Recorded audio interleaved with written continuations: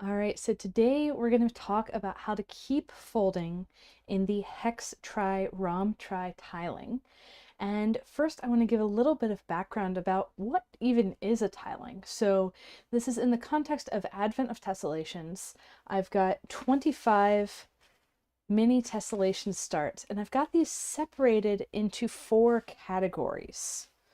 And they're separated by what shapes are present and how they go together. That's really what a tiling tells us, what shapes are present and how they go together. So the first 4 days were in the equilateral triangles tiling, where we had all equilateral triangles, and each triangle had 3 triangle neighbors, and they made loops of 6 triangles everywhere. Then we moved into the next 4 days, where we had hexagons and triangles alternating with each other, where each hexagon had 6 triangle neighbors, each triangle had 3 hexagon neighbors, and we went back and forth, and we saw that we don't have to use the same hexagon every time.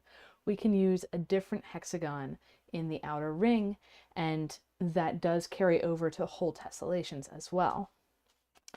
Then we got into the hex try rhomb try tiling that I'm talking about today, and you'll see some here that the instructions aren't out for yet if you're watching along with me this week. And I'm going to demonstrate with this pattern with radiant how to continue folding, but this is a since they all have the same style of connection, these instructions carry over to each of the other patterns as well. So what we're going to do here today is we're going to look through several examples where we have the completed folded full pattern and see what repetition styles we see in there, what things to look out for when we're going to be repeating our tessellation. And then I'll be folding a demo of how do you do this, and this is intended to be watched in the recording when you're folding. So I don't expect you to have a grid ready. I'm going to be working with a 48 fold grid on a hexagon. You may choose to work on whatever grid you like. If you'd rather use a 32 or a 64, these same principles apply. And again, I expect your folding to happen with the recording instead of with the live video. So we've got all these different examples of hexagon, triangle, rhombus, triangle. I want to show also the examples we'll be using in advent of Tess of hexagon, rhombus, triangle, rhombus. So there's fewer of these, and that's partly because this is a less flexible tiling. In order to change from closed to open triangle, I needed to shift the rhombi further out, whereas that's not a change that I had to make with the hexagon, triangle, rhombus, triangle tiling. So let's put those aside for now. We'll focus in on the hexagon, triangle, rhombus, triangle tiling, and let's go through some examples. In no particular order, we have convergence here, and we've got our 6-fold rotational symmetry around each hexagon. So whatever happens around the hexagon happens 6 times. And we can see our triangle has one edge going to a hexagon, one edge going to the fat corner of a rhombus, and one edge going to the pointy end of a rhombus. So this is not a position of rotational symmetry. But we know when we have 6-fold rotational symmetry, we also need a position of 3-fold and a position of 2-fold rotational symmetry. So where are those positions? Well, in the densest repeats possible, the 2-fold position is in the rhombus. So off the pointy ends of the rhombus, we get the same thing. Off the fat ends of the rhombus, we get the same thing. We have these tube pleats going to hexagons on both sides, and we have these open spaces where we're alternating rhombi and triangles in a loop of 6 on the other 2 sides. So this rhombus has a position of twofold rotational symmetry in its center.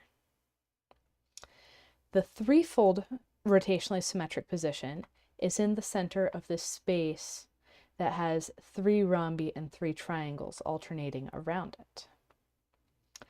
And so we can use this information to say, okay, if I'm starting with an advent of test start with a hexagon, triangle, rhombus, triangle, then I know that whatever is on this pleat of this rhombus needs to be repeated on this pleat of this rhombus.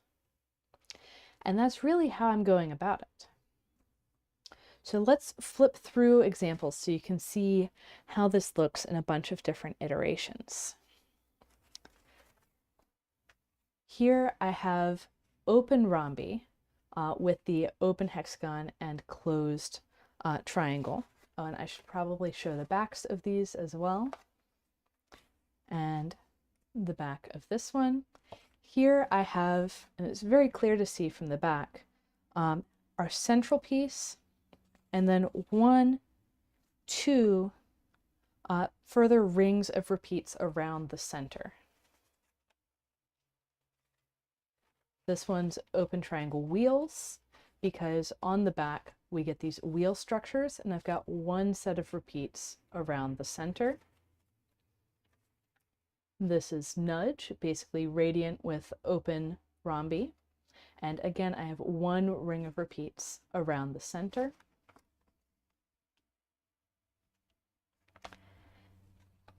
We have, I think this is either wormholes or, I don't know, I have so many of these, I forget the names. And here we also have 1 ring of repeats around the center. This one is displaying a nice property of this tiling, which is that you can get a border. So each time you go around and add another layer of twists, you end up with a situation where you have a bunch of sets of parallel pleats that are headed out to the edge and don't run into each other. And on the back, here's fairy rings. I mentioned on Instagram the other day that this one is perfectly done on a 40-fold grid, which is what I have here. And if you want to know how to do that division of 5, you need to get 40, because 40 is 8 times 5. You can check out last week's video on the math needed for tessellations. And here again, I have 1 set of repeats around the center. And we'll see that just like we didn't fold the center in 1 loop around, we did the hexagon first and then the triangles and rhombi around, we're not going to do each repeat in 1 jump. We actually need 2 loops around to get each new repeat. And here we have vortex. This one will be coming up on day 24, I believe. And with 1 loop around. And you can see that there's a little bit more than just the repeats that go around. You also get these extra triangles that aren't with any particular repetition. And I think I call this one dispersal. It's the open rhombus version of open triangle wheels. And here I went for a 2nd loop of repeats around the center. Likewise with sunflowers, I got that 2nd loop of repeats outside of the center and then that central loop. And we've just got so many different variations of hexagon, triangle, rhombus, triangle, and then those repeat all with the same structure. And 1 last one. And this one, again, you can see the border. So let's take a look, and this is kind of a preview of my tessellations by tiles lectures. Let's take a look at what we're able to see in an abstraction of these patterns that tells us how the structure goes together. So if we have our tiling diagram, so we've got our shapes, we've got our hexagon surrounded by triangles, and our triangles are resolved by rhombi. So if we were in the hexagon triangle six-fold tiling where we were repeating more hexagons, this would be another hexagon, but instead I see it as an extremely closely related pattern where we have a rhombus instead of a next hexagon. And that rhombus is in a two-fold rotationally symmetric position. And I can bring up the symmetries here, where we've got our six-fold position and then our three-fold in the center of a loop of alternating triangles and rhombi, our two-fold in the rhombus itself, and we just continue around in that pattern. So I can tell right away here, I've got symmetric positions inside of the hexagon and the rhombus, but not inside of the triangle. And this threefold position is going to be in the middle of a loop of 6 twists. So I have these terms here that I use sometimes more strictly than others, which is loop and ring.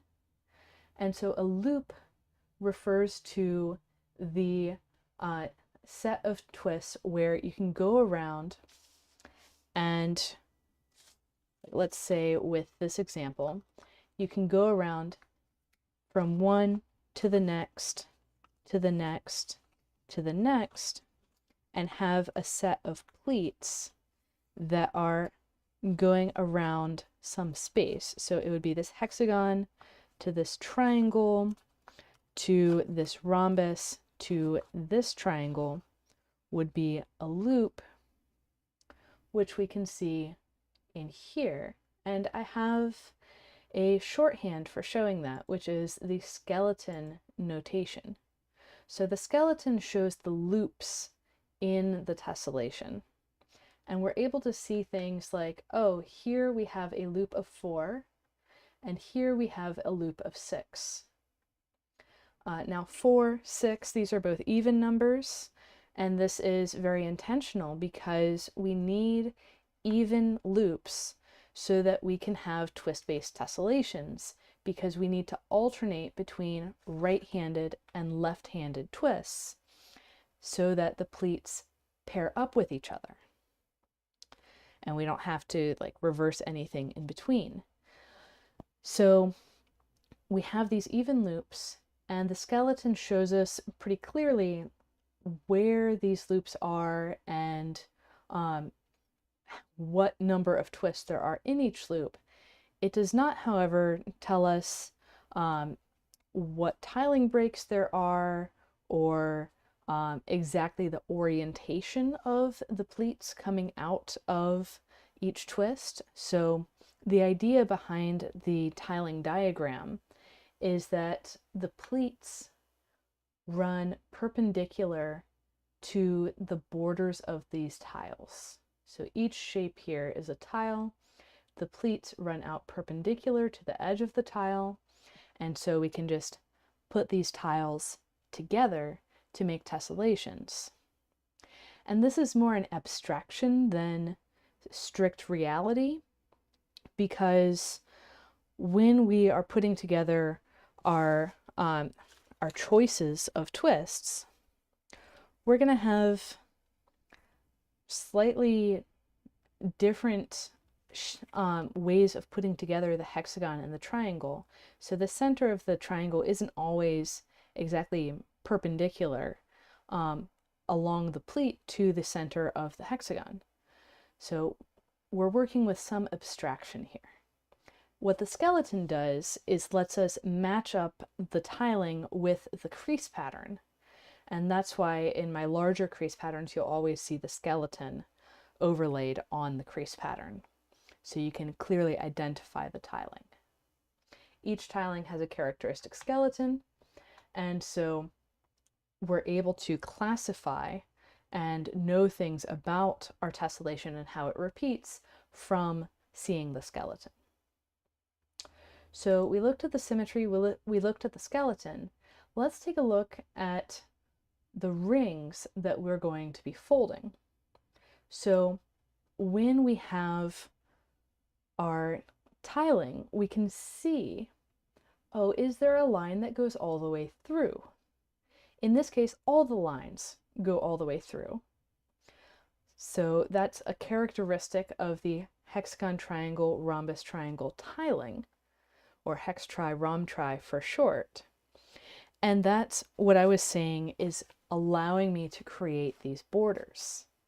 Because at each stage along the way, once we've folded all the way around a ring, we end up with pleats that are parallel to each other on each side. And because we can create a ring that is a convex polygon, and that's fancy math speak for a shape with no dents in it. And because we can create a convex polygon, the shape with no dents, all of our lines are going to go out and not touch each other. All of our pleats. So I can tell all this just from looking at this abstraction, and this is going to be true for any choices of hexagon, triangle, and rhombus that I choose to put into this structure. So that's why I can teach you how to fold the repeats of all of the tessellations in this category, in this tiling, just by showing you one of them. And so you'll notice that there's this alternation in these rings around the center. We've got a ring with a hexagon and a ring with just triangles and rhombi. Then our next ring has hexagons again, and then the next ring has just triangles and rhombi. Next ring has hexagons, the ring after does not. So that's what I was talking about a moment ago when I said we need 2 rings around to complete each repeat of the central motif, and one of them will set them up and the other one will finish them. Really similar to the equilateral triangle tiling with clusters of 4, where one ring sets up the clusters and the next ring finishes them.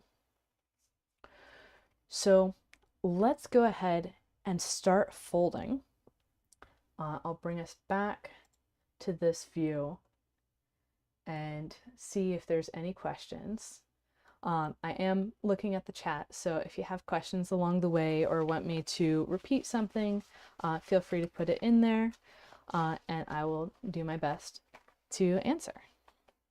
So I've got my 48 fold grid. Again, you can work on a 32 or whatever size you feel more comfortable with. And we're going to be working through this repeats for radiant, partly because it's all closed twists and partly because it's alternating twists on the front and back, which means that we'll see more repeats in a given amount of grid. So I'm going to go ahead and zoom in and put in the central twist just like I would for that 16-fold grid for Advent of Tess. So I'm putting in my closed hexagon, making sure my mountain goes to the corner of the paper. And again, I'm expecting to fold faster than a beginner would need to fold right now, but that's why this is recorded, and you'll be able to see the recording as soon as the live stream is over, plus whatever processing time YouTube needs. And so I'm putting in that central hexagon.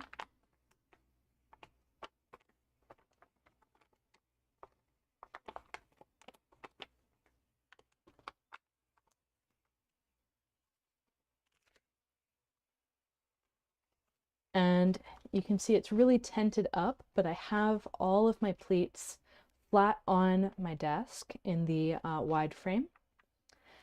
and then I can gradually work my pleats in, and I'm bringing it in until I have 2 spaces from the corner of that central hexagon, and then I'll grab the central hexagon and rotate it around, and I'm making sure to rotate it all the way around so whatever mountain fold I have goes straight until it hits the corner of the twist.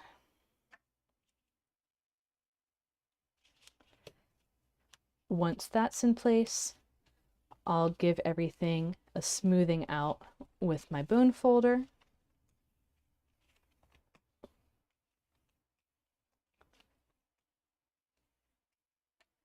And then I'll flip to the back side where I'll put my closed triangle twists at tube pleat spacing.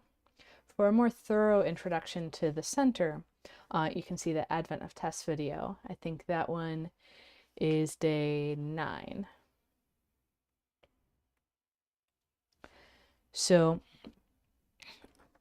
I'll go ahead and draw it out. We're going to use tube pleats, which means our valley is 1 spacing out from the folded mountain, aka 2 spacings out from the folded valley underneath. And then our next mountain is 1 spacing outside of our marked valley. We can also see this as the center of our closed triangle is going to be 2 spaces out from the closed hexagon hole. And we're going to split our pleat from the hexagon into a 3-way intersection at our target grid intersection, aka where our new mountain fold meets our old mountain fold. It's going to create a tube on this side, and we can go ahead and squash our twist. So that's some specifics for this particular pattern, and then since our rhombi are going to be on the hexagon side, I'm going to open the bottom of the tube that I just made to put in my next triangle twist so that I can have a friendly overlap to open on the other side.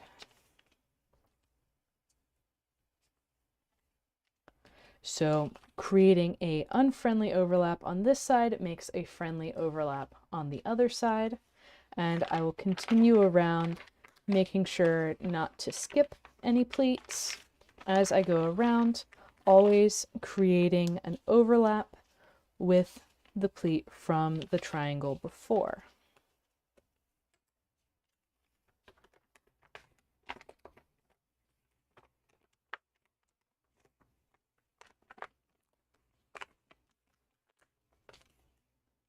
And squash. And rotate. Set up the triangle. Cause a pleat overlap. And squash.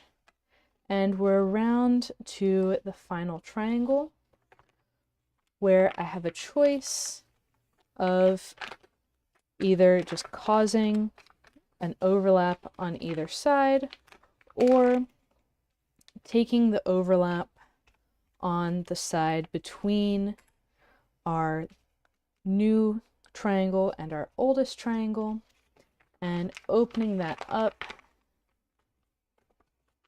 to reorder the pleat so that it comes out the same as all of my other overlaps. So since I reordered it, each of my pleat overlaps is exactly the same, and I don't care how I flip over. If I didn't reorder it, I would want to make the rhombus on that pleat overlap first, just so I'm not surprised by it later. Then flipping over, I'm going to take each of my pleat overlaps and put in a rhombus twist. So I'm demonstrating first, and then I'm going to talk through on the next one exactly what I did. And here it doesn't matter what order you do them, because the pleats are not going to overlap in the end. As we saw with the tiling diagram, we're reaching a natural tiling break.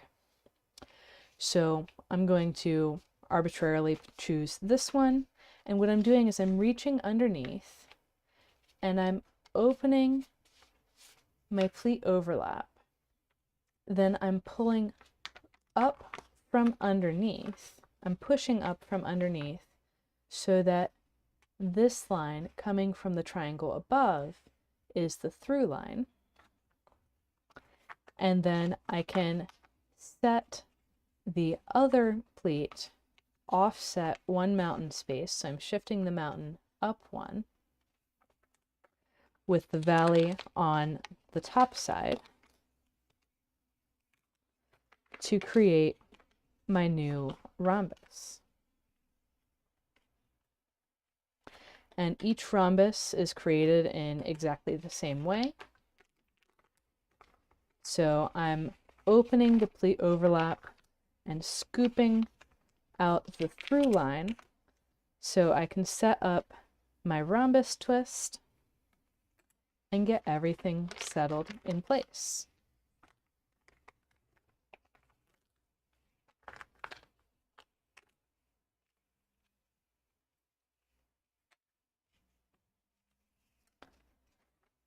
And we'll just keep on going, working our way around.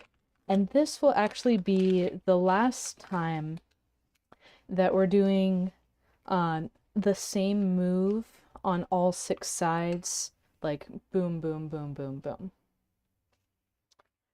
So the rest of the time, we're going to be working our way around and doing the same sequence, but it's going to be much more of a, we're going to gradually work our way all the way around, instead of a, oh, I could do this one and then hop over to this side and do the other one.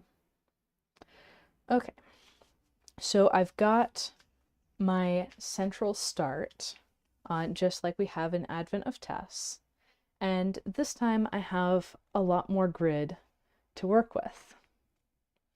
So what we saw with the symmetries is that we're going to have a 2-fold rotational symmetry in each of the rhombi, and I'm just going to go ahead and draw all of my symmetries on here. And for these two, I'm going to use a shorthand, which is to say that I'm going to mark that 2 sides need to be the same. So this is what we mean when we say 2-fold rotational symmetry. So from here, the next things that I need to fold are triangle twists, because all of my pleats are coming out of rhombi, and I know all of my pleats in rhombi come from triangles. So I need to fold some triangles next. I'm going to flip over to the back side, and since the center is 6-fold rotationally symmetric, I don't care how I flip, because all 6 sides are the same. So I've got a set of parallel pleats, and I picked the ones on the right-hand side because I'm right-handed. And I need to choose where to put the next triangles. I'm going to choose this pleat semi-arbitrarily, but also why not start at the top of the stairs? So we're using the will you stub your toe on it as our definition of stair, and this one's at the top. And then I can see, okay, on this pleat that crosses over the slit of the rhombus, where is the next triangle? Well, it goes one spacing to meet the corner, and then another spacing into the center. So we will also go 2 spacings along this pleat to put in our next triangle. And if you remember from when we were putting in our triangles around the hexagon, we had tube pleats. And so we're returning towards a hexagon because it's on the opposite side of the rhombus. And so we also get a tube pleat here.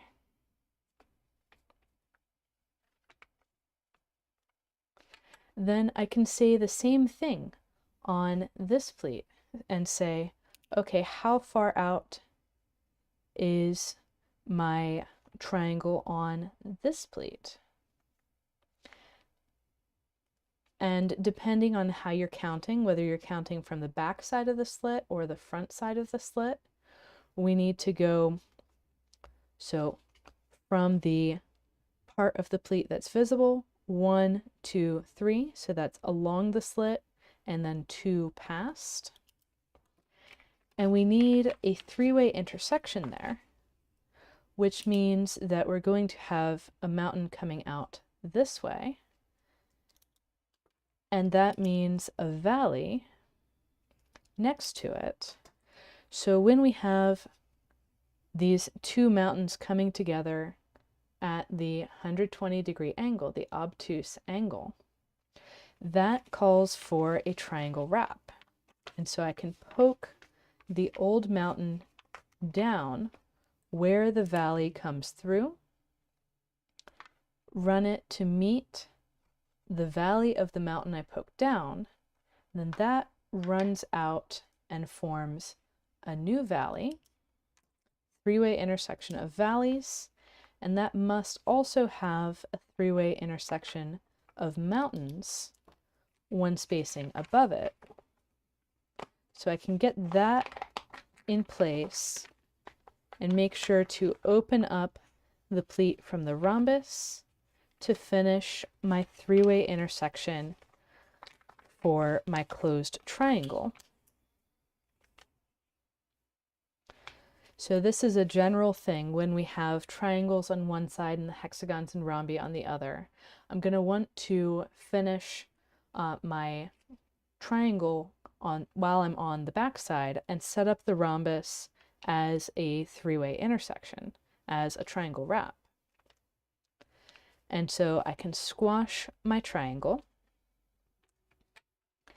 then flip my paper over, and I've got this three-way intersection, but it doesn't need to form a triangle there because we have a position here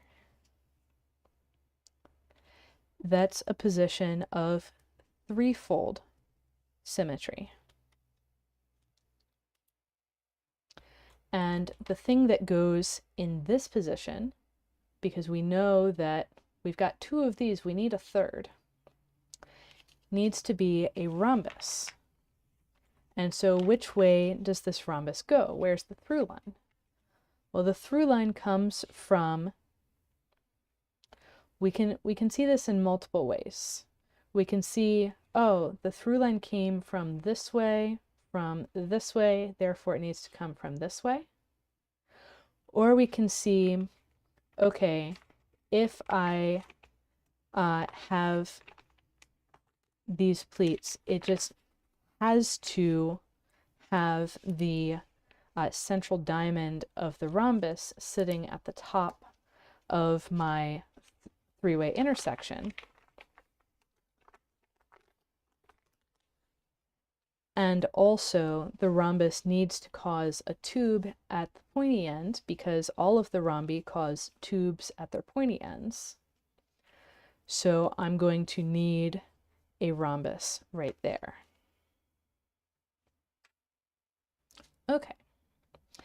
Then, and we are in a loop that's going to involve hexagons because our previous loop only involved triangles and rhombi. So we know there's a hexagon coming up here and we know that we're going to fold it in this loop. So there's several options for how to get that started. If it was me folding for my own pleasure, I would probably go ahead and put that hexagon in now and cause two triangle wraps around it. but that's because I have the site, basically. What we're trying to do with tessellations is develop the site, so we can see where things go, even if they aren't specifically referenced. But assuming that y'all don't necessarily have the site yet, I'm going to flip back over to the triangle side. And this time I'm going to work on, let's see, I have options. I just did these twists. Of course, I did them in this order, but I think it's going to be easiest to work back this way. So I'm going to jump in here and say, okay, I need my next triangle on this pleat. It needs to match with this triangle that I'm marking with blue. So its center needs to be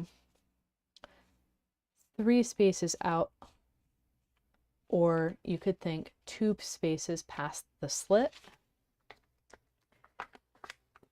And when I do this, I'm going to get a lot of pleat overlaps. I'm going to get 2 pleat overlaps up here. And crucially, I chose this triangle because it would give an unfriendly overlap with this triangle, because I know that's where I'm going to put my hexagon on the other side.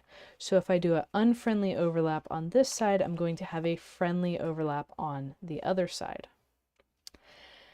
And while I'm here, from my prior experience and from seeing the pleat overlaps here, I can tell that I'm going to need another triangle over here before I complete this loop.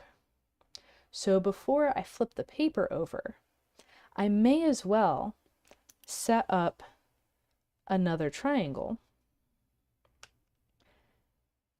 And this is, again, 2 spacings out from the slit, aka tube pleat with this here.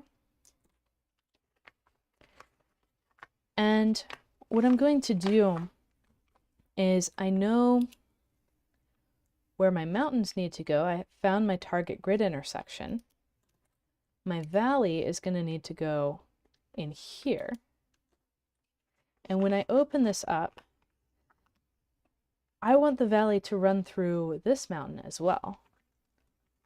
So I'm going to open that also, get that valley going straight in, and the paper likes me, so it knows to go to a hexagon in there. But for your first try, it probably won't do that automatically. It's a matter of knowing when to stop continuing the pleat. And so I'm going to lay this triangle down as a 3-way intersection while I go and flip over to resolve my hexagon. And I'll come back to that triangle as soon as this hexagon is in place. And I've got to be careful not to undo any other hexagons I have going on.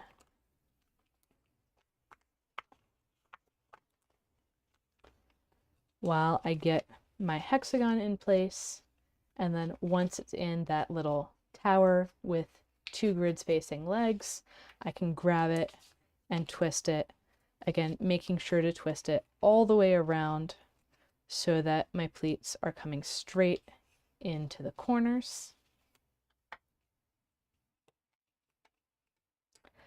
And then I can flip back over, take my triangle wrap that I'd set up and squash it. And I'll continue working around in the direction that I have pleat overlap. And then I'm coming around, and this is another of those loops of 6. So I've got the alternating rhombus and triangle in this arrangement. So I know I need a triangle here and a rhombus in here. And it's going to be much easier to find where to put that triangle than the rhombus. And so I'll open up my pleat that I'm going to be putting the triangle on. And I know from doing the same triangle elsewhere that this is going to cause a tube. And so I put my three-way intersection 2 spacings out from where the pleat emerges from the rhombus. And I've got this overlap situation. And I've got one pleat from the hexagon that's just going to stay completely flat. And I need to make sure to get that back in place because I was disturbing the area over here when I opened the pleat to put in the triangle. And then the second pleat coming from our triangle that's overlying is going to open up, and we're going to create that triangle wrap. So now you can start seeing why I really emphasize the triangle wrap in days 3 and 4 of Advent of Tess, because it shows up everywhere. And it's one of those things that it really pays off to be comfortable with. So at that triangle wrap, I'm going to flip over, and again, the central diamond of my rhombus is going to be sitting on top. So then I can set up the rest of my rhombus, and I notice that this pleat is headed back towards the hexagon, but it's crossing this other pleat, and guess what? Another triangle wrap is the perfect way to resolve that.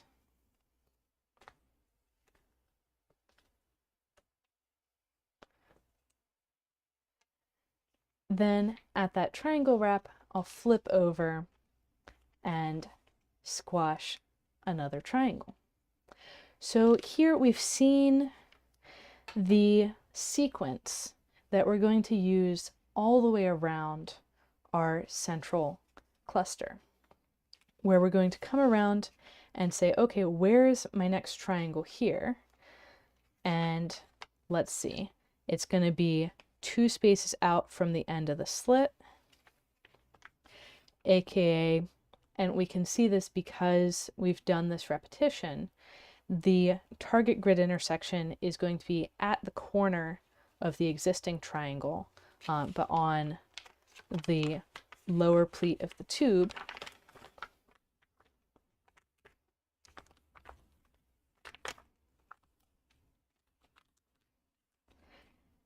And we can squash that. And we also want to have a triangle set up here. So you can see we're going to end up with 4 triangles around each hexagon that we put in this ring around. And that's going to need to make a tube. I'm putting in the first, so we can be sure the valley runs as far as it needs to. And it's running down into this closed hexagon-shaped hole, which is not at all a coincidence because we're going to lay this down as a 3-way intersection, flip over, and put in a closed hexagon.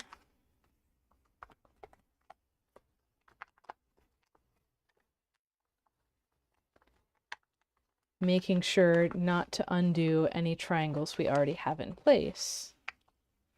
And I keep saying that because this one really wants to come undone.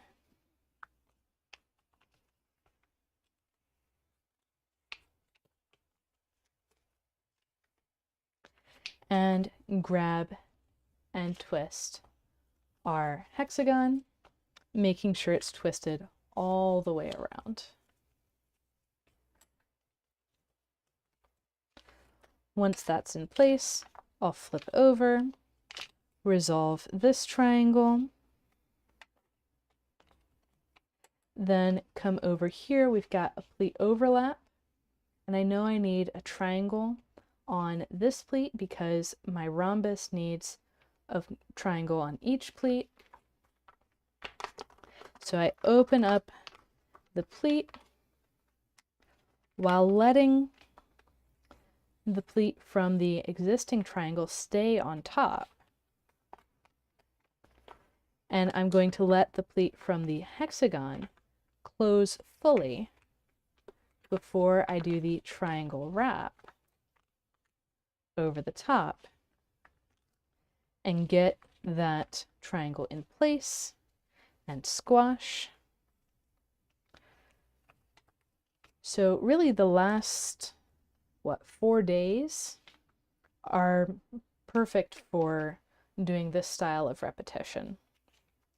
And if I really wanted to stay on this side for as long as possible, so I know I'm going to need another triangle in here, I could go ahead and put in that triangle as a three-way intersection temporarily. And that gives me another cue for where my rhombus needs to go. And so doing these repeats, it's a matter of recognizing the symmetry and then seeing where the repeated elements need to go, then putting them in a little bit at a time. So an alternative, there's always alternatives.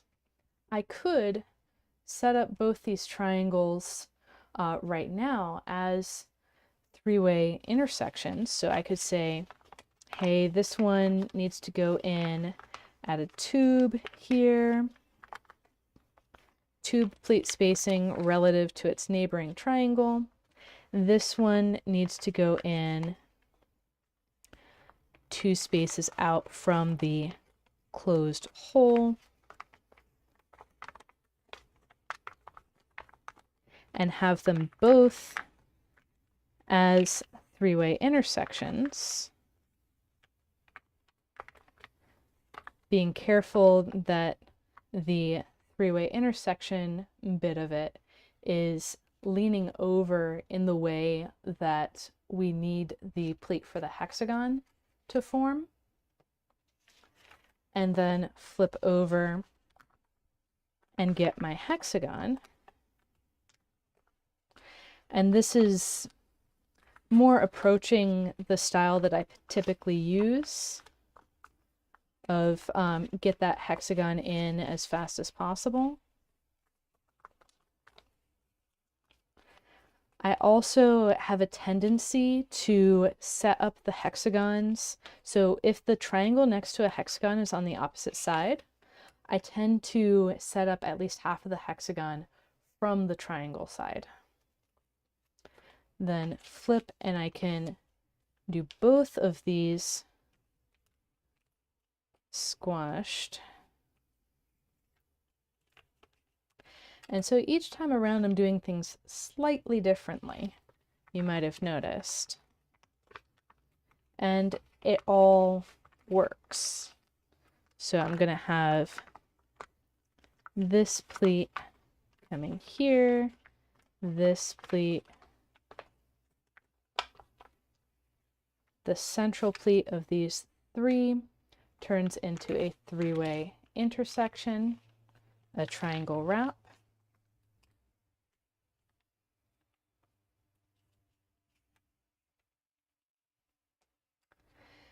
And then I like to set up the triangle while I'm here. And it also really forces that rhombus into the correct orientation. And flip. And squash.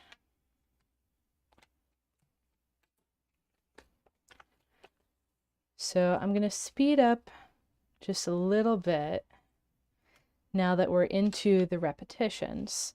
And basically what I'm trying to do is take a set of parallel pleats, work from one side to the other, adding pleats to the point where I resolve all pleat overlaps, and then I move on to the next set of parallel pleats. So starting on this one, I'm going to have my valley come through here because that's the tube pleat spacing. Setting up the triangle wrap, leading into the hexagon, and that isn't flat yet. Then I'll set up another triangle,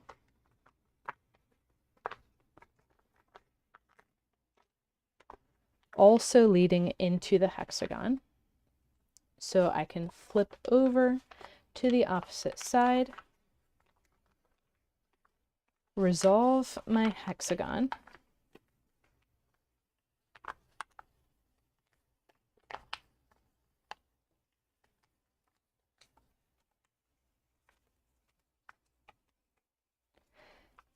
and get that twisted around, making sure everything that should be on grid lines is on grid lines. Then I can flip over and squash my triangle twist that I set up in the last step.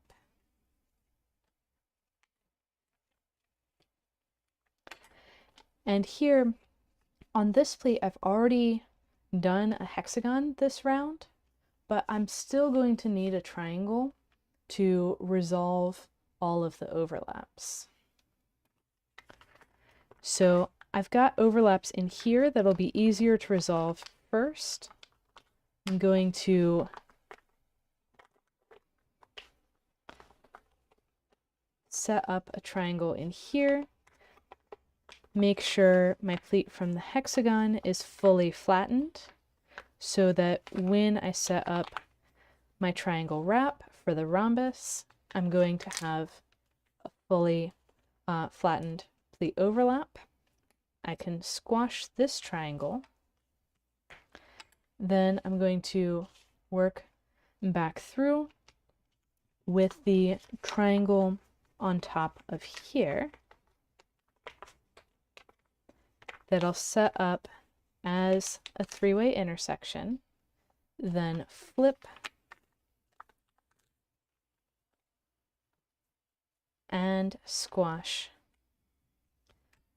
a new one, new rhombus. Flipping over, I can resolve that triangle. Then I'll turn to the next set of parallel pleats. Here I have a few more than I did on the other repeats because I'm coming around and closing the ring. So I've got a hexagon here, and I'm going to need hexagons in both of these locations. So I'm going to set up my triangle on my first pleat, lay it down as a three-way intersection, bring up my second pleat, and I want to be careful with this not to extend it too far or I'll interrupt the hexagon that's forming.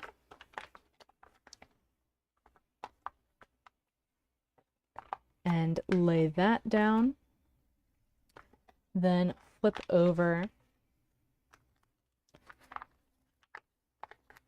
and finalize that hexagon.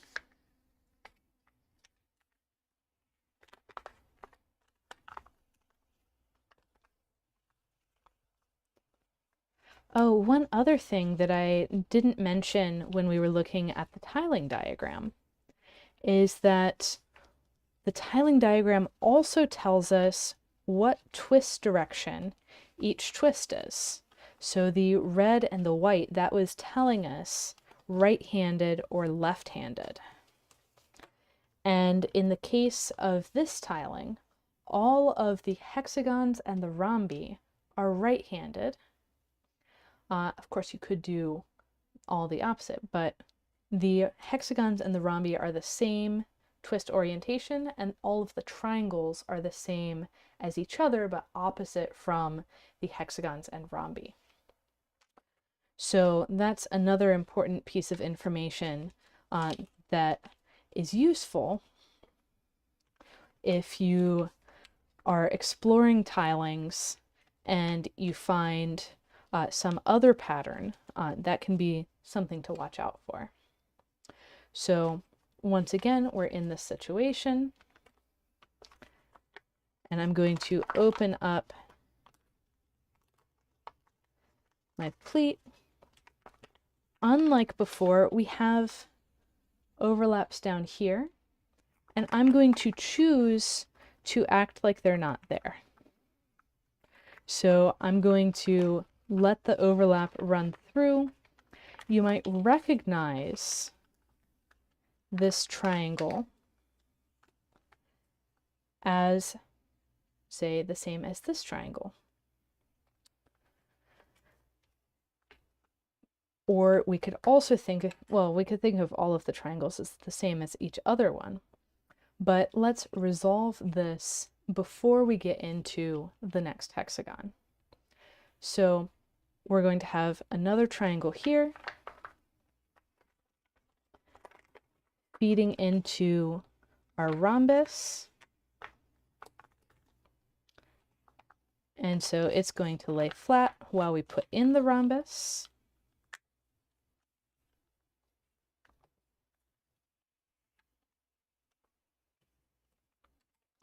Then flipping over, I can resolve the triangle. And we've got a bunch of overlaps here. I'm going to need another triangle in here and another triangle in here.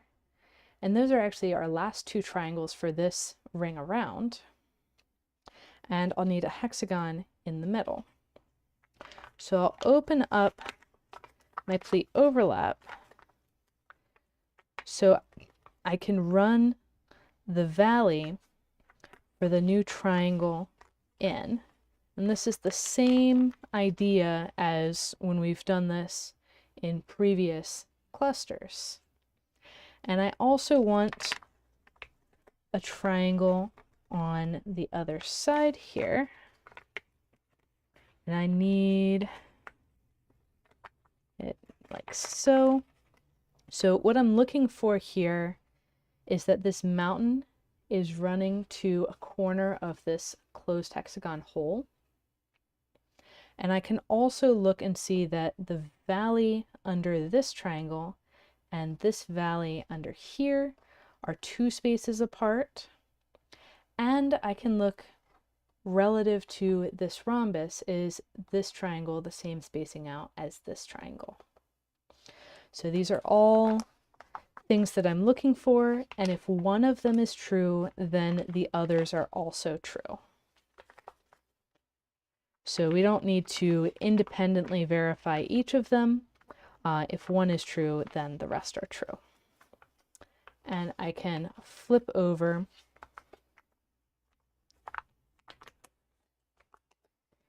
and finish my hexagon.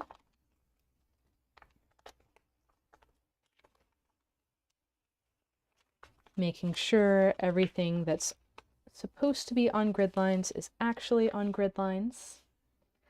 Basically all the pleats of the closed hexagon. And squash that before I flip over.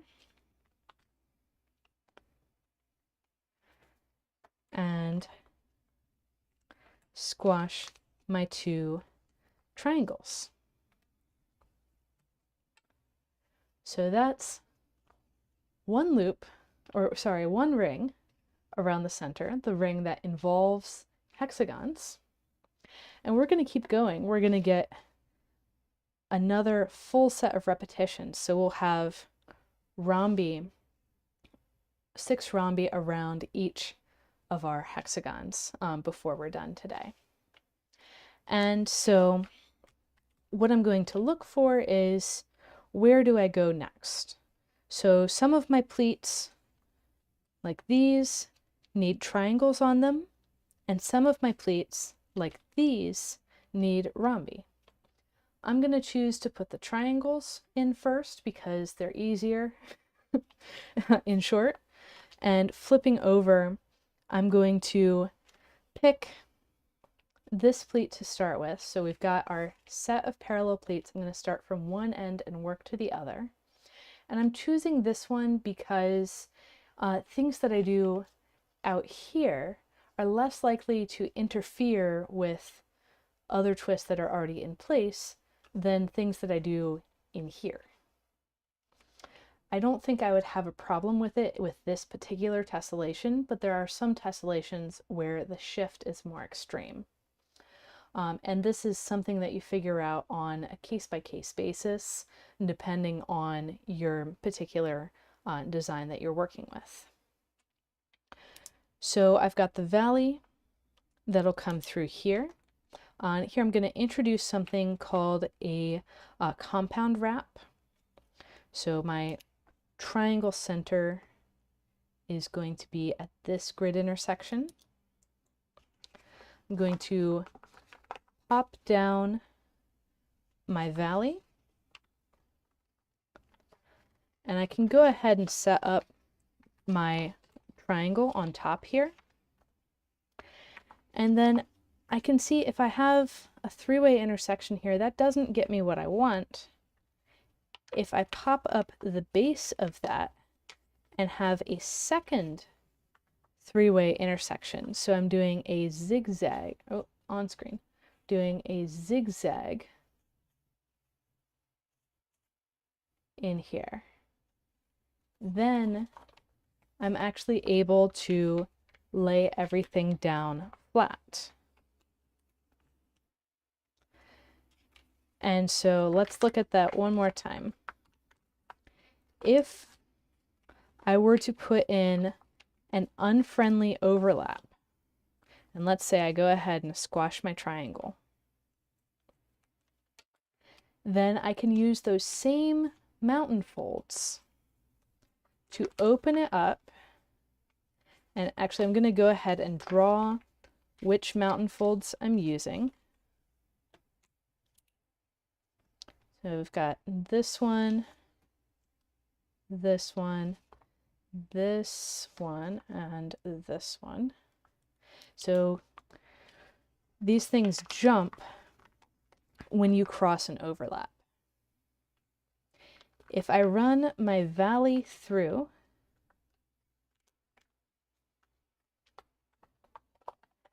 and have a new mountain in here,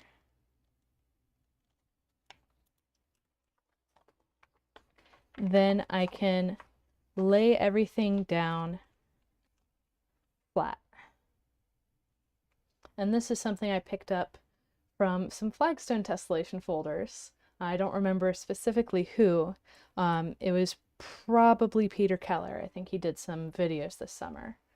And so with that compound wrap, I can then come out and bring this point from the bottom to the top, and all of my mountains are in place for my rhombus twist.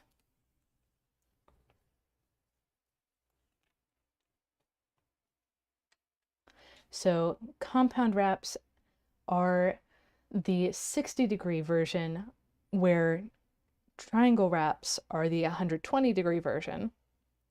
And compound wraps set up a rhombus perfectly, just like an unfriendly overlap.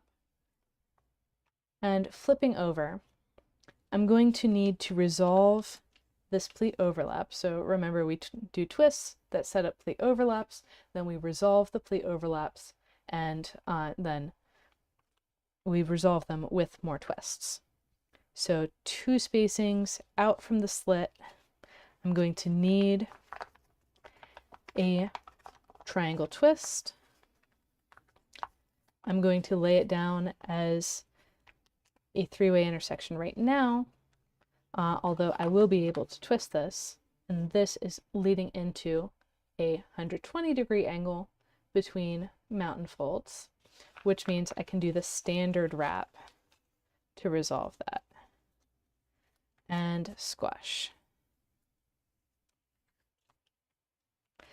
Now, if I want to stay on this side a little bit longer, I can see, oh, there's going to be a rhombus there, and this triangle here is going to feed into it.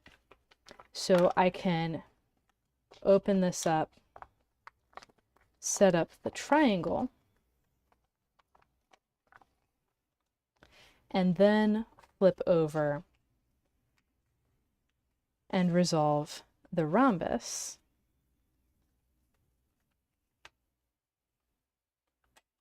Before I come back to the triangle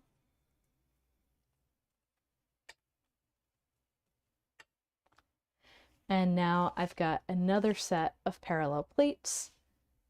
I've put in triangle, rhombus, triangle, rhombus, triangle, and I'm going to do it all again. So with this set of pleats, it's going to be easiest to start with this triangle off of the hexagon, the final triangle off of a hexagon. And we've seen this move before. We saw it in the central repeat. We can either leave it as a unfriendly overlap, or sorry, we can leave it as a friendly overlap. We can reorder the pleat to make it a unfriendly from the perspective of this side overlap, or we could do that new move that I just taught and make it a compound wrap. So with those two, I can come over to the other side and squash my two rhombi that were set up with those two pleat overlaps, just like I did in the central repeat. And there we have another repeat of our tessellation completed. Then coming around, I'm going to flip back over to work this from the triangle side. And I'm going to get a triangle and a triangle wrap. Again, referencing my triangle relative to the triangle on the opposite side of the rhombus. And it's important to do the opposite side on the same kind of pleat and not the opposite side on a different kind of pleat. And then I can set up the next triangle around this hexagon. And I'm actually cheating a little and setting up the rest of the rhombus as well while I'm here. As I said before, the point of practicing tessellations is to develop the sight.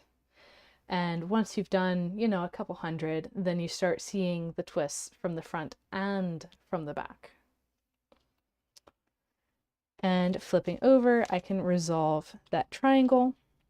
And then I reached my next set of parallel pleats. I'm going to do exactly the same thing again, where I am setting up that triangle around a hexagon, last triangle around a hexagon.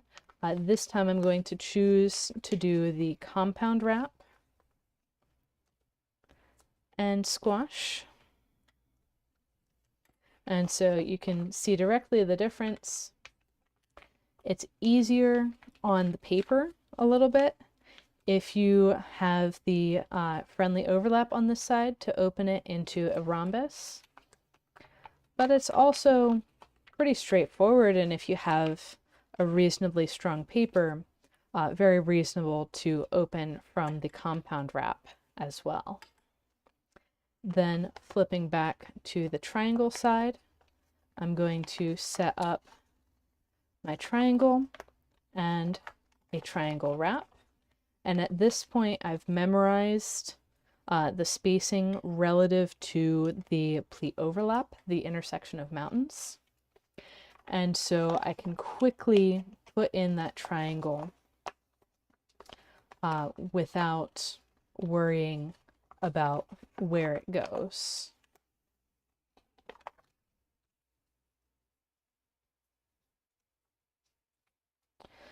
So the references that I use at the beginning of folding a tessellation aren't necessarily the references that I keep using throughout.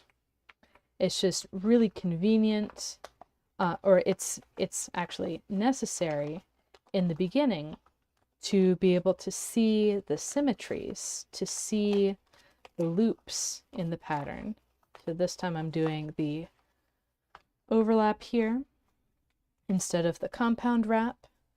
Either one is perfectly fine. It's necessary in the beginning to see the symmetries so you can set your first repeats, and then from your first repeats you can see exactly how you want to do any of the others. And so I'm going around repeating the same exact steps over and over. And it's the kind of thing where the length of the repeat gets longer as you do more and more rings out. But the contents are really the same. So there's the ring where you do the hexagons, and that has some rhombi as well. And of course, triangles everywhere. And then there's the ring where you have just rhombi and triangles, and you're just going around putting them in where they need to be by necessity of the symmetries of your tiling. And going around and doing whatever needs to be done. And you might notice I'm doing all of this without looking at a crease pattern. I just have the central choices of hexagon, triangle, and rhombus, what side they're on, how close they are to each other. And then I can say, okay, I'm going to use the hexagon, triangle, rhombus, triangle tiling, the HTRT tiling, and I'm going to have positions of 2-fold rotational symmetry in my rhombi, positions of 6-fold rotational symmetry in my hexagons, and just go from there. It doesn't require a lot more than that. Just a recognition of the options that you have, when to use a triangle wrap, when to use a compound wrap, when to set a triangle up as a 3-way intersection instead of squashing it right away. And that's really all that we're looking for. That's the whole story. So there's nothing mysterious about folding tessellations with more repeats if you're working in a simple tiling like this one. There are more complex tilings that do not have nice tiling breaks, like for example the hexagon rhombus, triangle rhombus tiling. That one is a little bit trickier because you need to cut through twists in order to get tiling breaks. But that's a topic for next week, where I'll be explaining how to basically take this same idea and apply it to that tiling. Except next week I'm going to be talking about an expansion of that tiling. So we get to include all of the different hexagon, rhombus, triangle, rhombus starts, not just the ones that comply with the standard tiling. And we're almost all the way around. And so now when I squash this three-way intersection, I'm going to go ahead and open up that pleat overlap so I can put my rhombus on the other side. And that's the ring. Like that's the whole thing. It's been just over an hour. And I mean, I'm not sure how long I talked about the abstraction, but I've got the whole tessellation completed. Now, on your first attempt, I do not expect it to take just an hour for you. But this is a really nice result. We've got several spacings of border all the way around. And one of the things that I'm noticing about this is, let's take the pleat from this rhombus and the pleat from the analogous rhombus, just repeated lower. And let's see how far out we need to go to hit the edge of the paper. So here I've got 3 spacings, and here I've got 1, 2, 3, 4, 5, 6. Well, those are different numbers. And so if I had a lot of repeats, I would end up with a large flap, like a triangle flap on the corner of my paper that wasn't being used inside of the tessellation. And so what I tend to do when I go to fold tessellations is I do look at the full crease pattern to plan the project. And then I don't look at it again outside of the central cluster. I look at the full crease pattern to say, what's my alignment of repeats relative to the grid? And that's how I go about my calculations for the rotated grids. So I get even borders. And here's a good example. Instead of lopsided borders like we have right now. So this was on a rotated grid, and you can tell because the angles at the edge are not 60 degrees. They're not multiples of 60 degrees.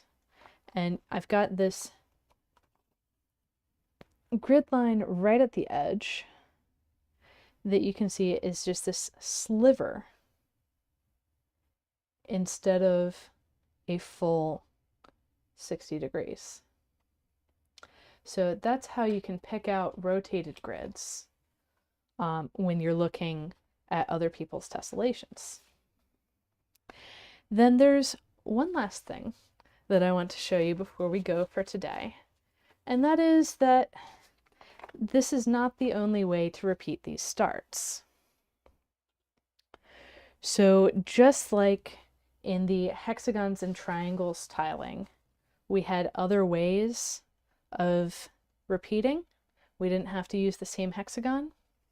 There are other ways of repeating with the hexagon, triangle, rhombus, triangle start. But this is getting into advanced twist techniques territory.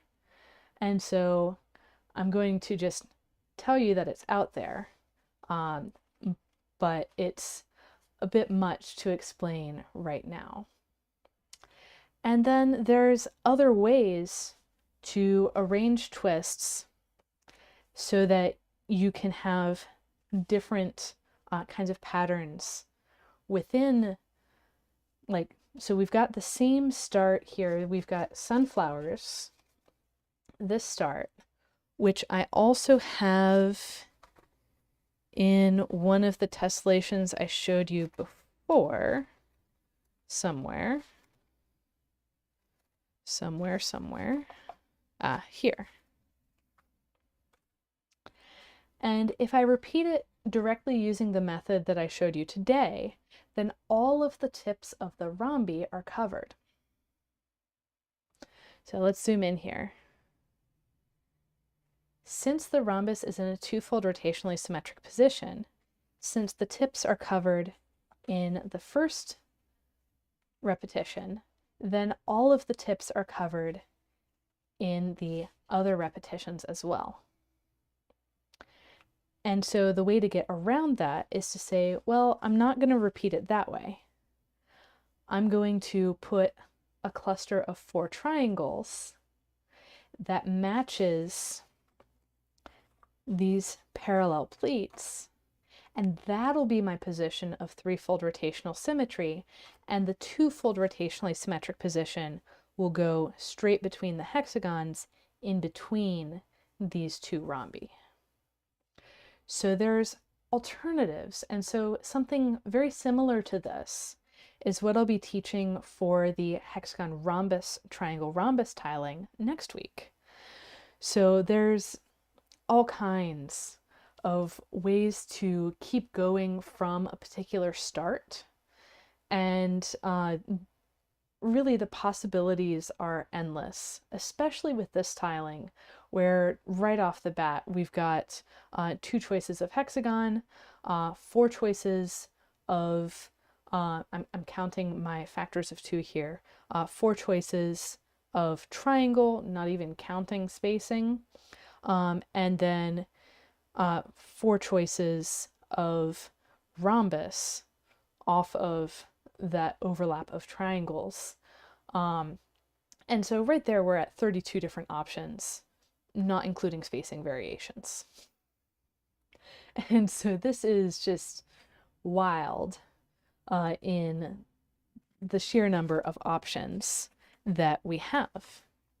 And speaking of spacing variations, spacing is what gets you from here to here. And let me zoom out on that.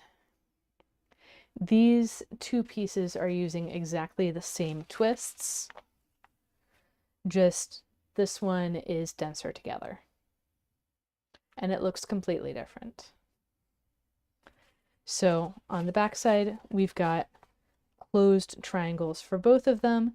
Just this one uses tube pleat spacing, and this one puts them as densely together as possible. That's the only difference. So we've got all kinds of options when we are folding in the hexagon triangle rhombus triangle tiling. And I teach more of these options and help you see from the designer perspective inside of tessellations by tiles. And I'll be sharing more information about tessellations by tiles in the coming months. And there's just so many different ways to use these same starts. So, I mean, here we have 4 different choices for how to use the same, like of those 5 choices that I talked about: closed hexagon, closed triangle on the opposite side of the hexagon, open rhombus on the same side as the hexagon. That describes the start of all 4 of these. And they're all 4 very different tessellations. So even once you have those 5 choices made, there's a lot more variables to play with here. And these are not the only choices either. There are multiple clusters of 4 triangles that would match with this center. It's just mind-blowing how many options there are, and this is why I need to teach them. Like, I actually need to teach them because I will not be able to explore all of these options on my own.